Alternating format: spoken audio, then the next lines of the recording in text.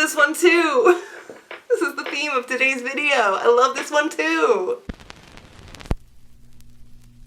Hello, welcome back to my channel. My last video was a little bit of a downer, a little bit complaining. I talked about all of the books that I read in 2023 that were just massive disappointments. These are books that I DNF'd, books that I did not enjoy. So if you want to hear me rant about a bunch of books, some of which are actually quite beloved, feel free to check out that video. This video today, however, is going to be much more upbeat, much happier in tone because I am talking about my favorite books of 2023, my top 10. I'm not gonna lie, it was very difficult to narrow down my top 10 books for 2023 because I had such a good year in reading. Like, just consistently high ratings across the board. So there are a mix of 4 and 5-star reads. Part of that, though, was cutting back on the amount that I was reading. I wasn't picking up books just to be reading something. I picked up books that I was excited about, and in large part I was rewarded for that. So how many books did I read this year? So I've actually only read a total of 34,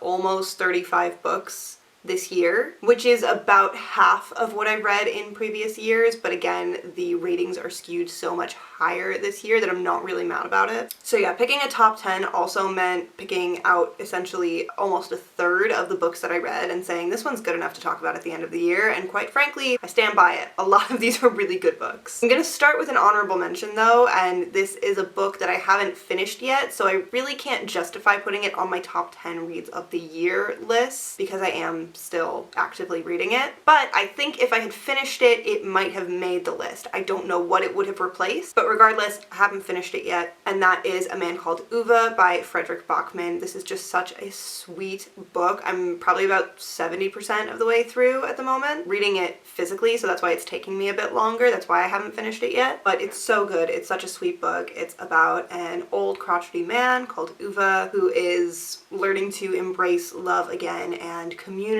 again after living kind of in isolation for a little while and feeling like his life has lost its purpose, able to find that purpose again. Or rather, he's able to find a new purpose for his life. I don't want to spoil it. It's just really sweet. Go read it. I love Fredrik Backman's work, and it's so cozy and atmospheric for December, for the winter. It's perfect for this time of year. I'm having such a great time reading it. But again, not finished yet. Can't justify it on this list, so it is an honorable mention. Now, I do have one book on this list that is really standing out as like, this might be my favorite book of the year, which I generally don't have. I generally don't one book that I've read and say that is my favorite for the entire year, but this one has just stood out to me so much. So I'm actually going to talk about it at the end. The rest of these books, the other 9, no particular order, they're all fantastic. You should read all of them, and I'm going to dive right in because I could babble all day long. I could rave all day long about these books, and I don't have time for that. I have other things to do. So we're gonna dive in. First is Spoiler Alert by Olivia Dade. This is a plus-size nerd/celebrity romance. We've got our heroine April, who is a massive fan of this TV show. She writes fan fiction, she does cosplay. April happens to be plus-size, and when she posts a photo of her cosplay for an upcoming event to do with this show on Twitter,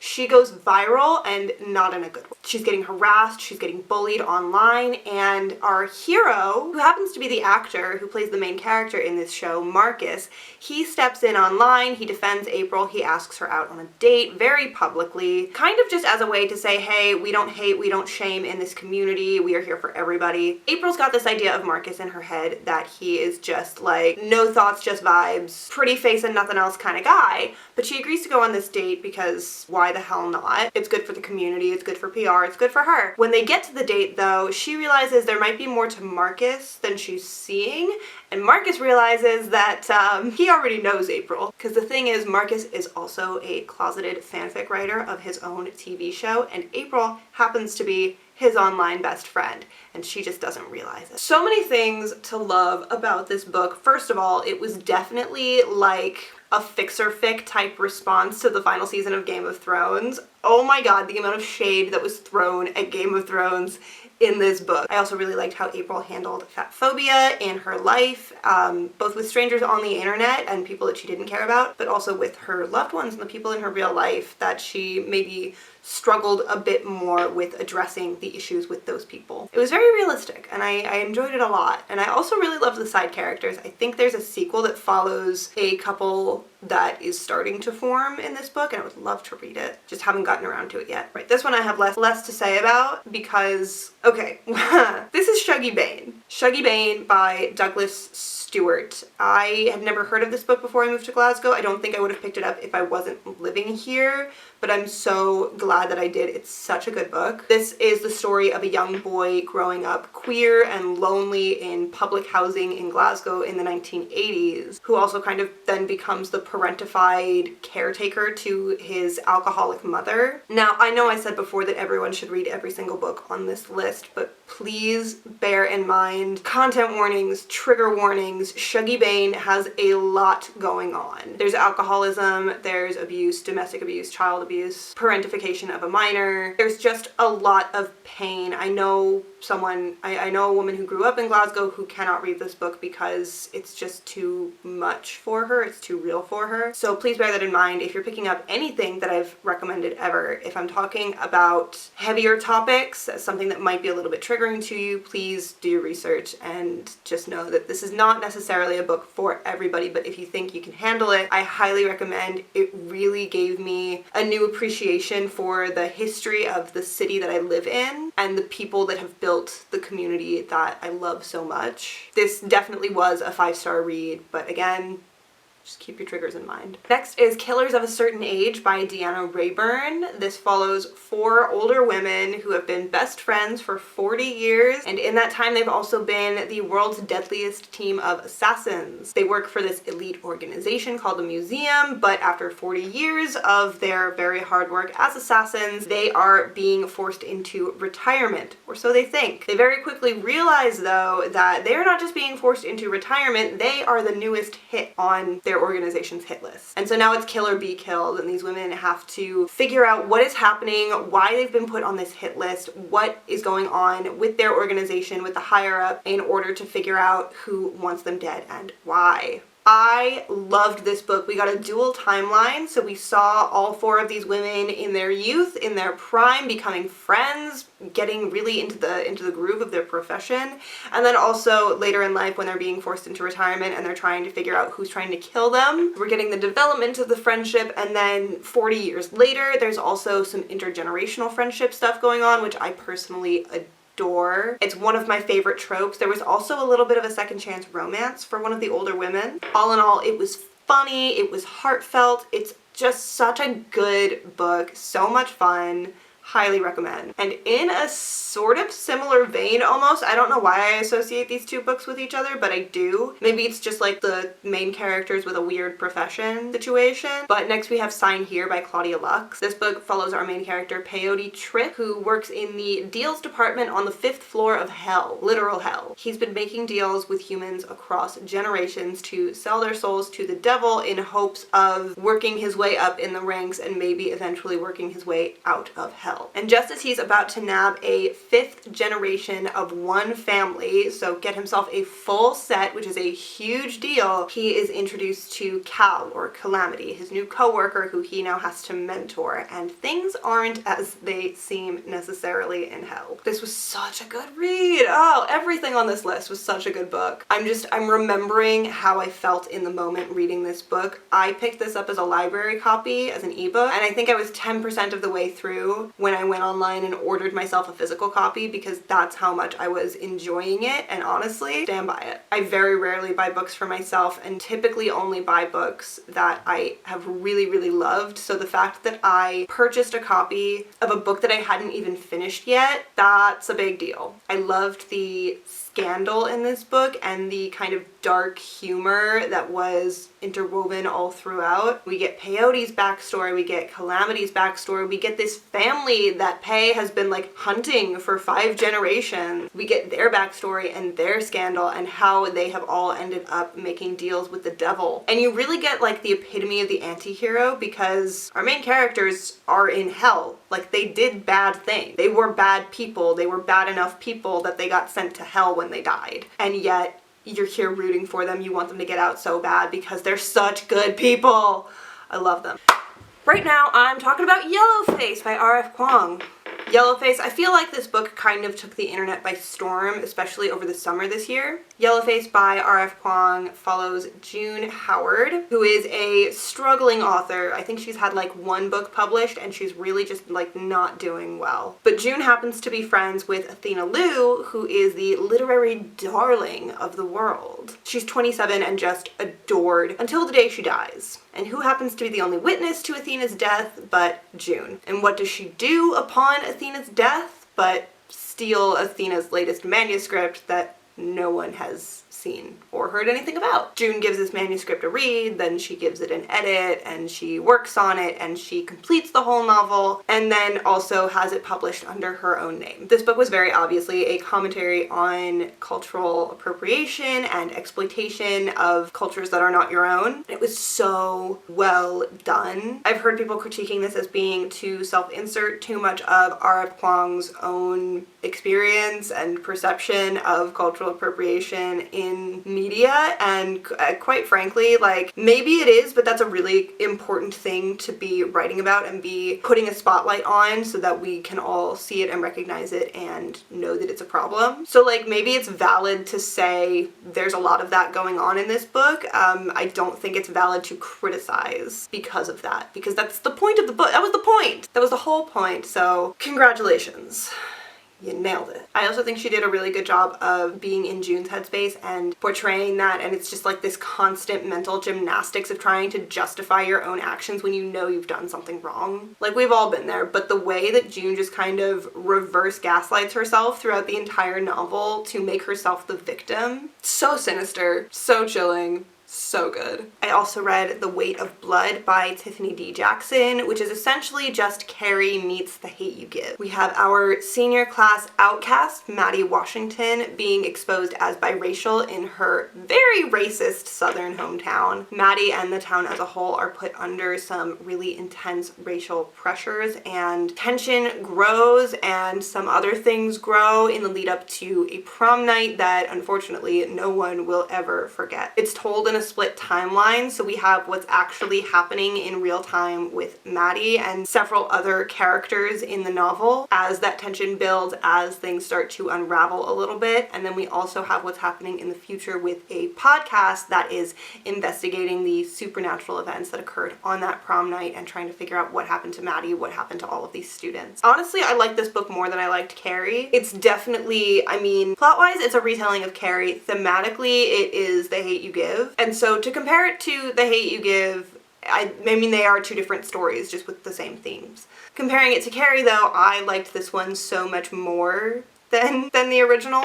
I particularly liked getting the multiple perspectives and seeing, again, the unraveling. You get Maddie's perspective of what's going on with her. You get some other characters who are maybe not her specific tormentors, but they're complicit. We also then get, again, kind of like with Yellowface, this one character who like gaslights herself into thinking she's the victim, and she's very much not. And then to also have that sprinkling of the true crime podcast in there as well, woven through, just really like a deep dive. I loved it. I think if you're a fan of horror, if you're a fan of Carrie, definitely give it a read. It's so good. In 2023, I also read, I think, the best queer YA romance I've ever read in my life, and that is The Lesbiana's Guide to Catholic School by Sonora Reyes. We've got our 16-year-old main character, Yamilet, who is navigating being one of the only non-white people at her new Catholic high school, where she's going after being outed by her former best friend at her old school. So Yami and her younger brother are going to this new Catholic school. She's trying to keep her queer identity under wraps and really just like skate by, make some money so that she can potentially move out of her house if her parents ever find out that she's queer. She's also trying to keep her younger brother out of trouble. She's got a lot going on. And at the same time, there is one, count 'em, one openly queer girl at her new school, and of course she befriends Yami, and of course Yami has a crush on her, and it's just so fucking sweet.